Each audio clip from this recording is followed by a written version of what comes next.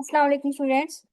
Okay, हम लोग अपना ENG 515 सोशल साइको लिंग्विस्टिक्स का जो क्विज नंबर 2 है उसके एमसीक्यूज को डिस्कस कर लेते हैं। ठीक है। एमसीक्यूज 1 देखिए, situational model represents the state of affairs that a dash refers to, so the correct answer is text.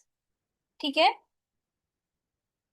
Situational model हमारे पास बेसिकली एक मेंटल रिप्रेजेंटेशन होता है of what a text is about in real life situation. ठीक है। For example कि आप लोग लाइक एक स्टोरी आप लोग रीड कर रहे हैं ना, तो you don't just remember the words, you also build a mental picture of the situation describe in the text. ठीक है, तो उसको हम लोग सिचुएशनल मॉडल कहते हैं, यानी कि आप लोग जो रीड कर रहे हैं उसके एक मेंटल रिप्रेजेंटेशन आप लोग अपने एक मेंटल पिक्चर अपने माइंड में बना लेते हैं, उसको हम लोग क्या कहते हैं, सिचुएशनल मॉडल कहते हैं। ठीक है। ओके, नेक्स्ट हमारे पास आता है who among the following introduce the term prepositional representation. ठीक है, तो इसका जो करेक्ट आंसर है वो हमारे पास है doctor Jainan. This one is the correct answer. ठीक है, डॉक्टर जैनन पाइलिशन। ठीक है। अब मैंने हैंडरोस में भी देखा है साइकोलिंग्विस्टिक्स के जो ये वाला टॉपिक था, वहां पर तो कहीं भी मेंशन नहीं है, बट फिर मैंने गूगल से चेक किया तो मुझे ये वाला करेक्ट आंसर मिला है। बाकी आप लोग इस एमसीक्यूज पे खुद भी एक बार रिसर्च करके देख सकते हैं, बिकॉज हैंडरोस में तो मुझे ये नहीं की नजर आया। ठीक है, सो गूगल पे मुझे ये इसका करेक्ट आंसर जो है वो बताया गया, तो मैंने इसको ही मार्क कर दिया। बाकी आप लोग खुद इसको मजीद देख लीजिएगा। ओके, नेक्स्ट मेरे पास आता है schema is a mental structure. ठीक है, sorry, schema is the structure in dash memory that specifies the general और expected arrangement of a body of information. तो यहाँ इसका मीनिंग है सिमेंटिक मेमोरी में जो स्कीमा होता है ना, वो हमारी सिमेंटिक मेमोरी में होता है। ठीक है। ओके, नेक्स्ट आ जाता है कि word among the following is use for facilitating communication among deaf people और सिवियरली डाइस फंक्शनल पीपल। ठीक है, तो ऑब्वियसली साइन होता है। ठीक है, जो डेफ पीपल्स होते हैं वो साइन यूज करते हैं फॉर कम्युनिकेशन।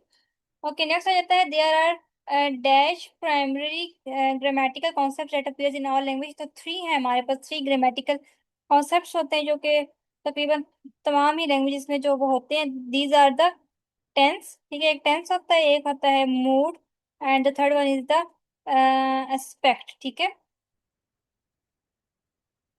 मूड हमारे पास होता है कि एटीट्यूड या इंटेंशंस को शो करता है। टेंस हमारे पास होता है कि पास्ट हो गया, प्रेजेंट हो गया या फ्यूचर टेंस है। और एस्पेक्ट जो होता है वो शो करता है नेचर और duration of an action. For example कि अगर एक सेंटेंस है कि शी इज ईटिंग एप्पल।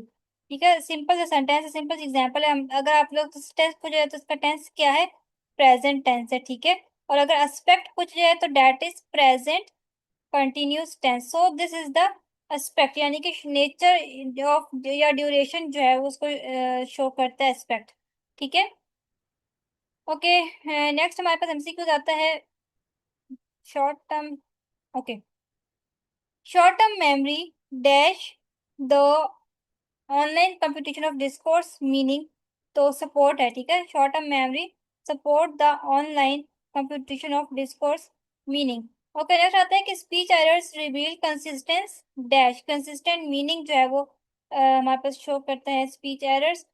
ठीक है, अब देखिए कि स्पीच एरर्स है ना वो कम्प्लीटली रैंडम नहीं भी होते। ठीक है, they often show that the humans mind organizes language according to meaning and pattern. For example कि एक पर्सन जो एक्सीडेंटली जो है वो रिप्लेस कर देता है एक वर्ड को दूसरे वर्ड्स, किसी एक और उससे रिलेटेड वर्ड से जो है वो कर, फॉर एग्जांपल के नाइफ को इंस्टेड ऑफ फॉक को बोल देता है। ठीक है, तो ये हमारे पास शो करते हैं कि meanings are connected in our mental language system. So speech errors जो है वो हेल्प करते हैं लिंग्विस्ट को कि अंडरस्टैंड कर सकें कि how meaning is organize. So meaning जो है यहाँ पर हमारे पास करेक्ट आंसर। मैं थोड़ा थोड़ा आपको एक्सप्लेन कर देती हूँ ताकि थोड़ा सा आपको कॉन्सेप्ट जो है कोई आपके पास नहीं है तो वो आपको पता चल जाए। ठीक है। ओके, नेक्स्ट देखिए कि for building global structure we need to consider which aspect of dash is being measured.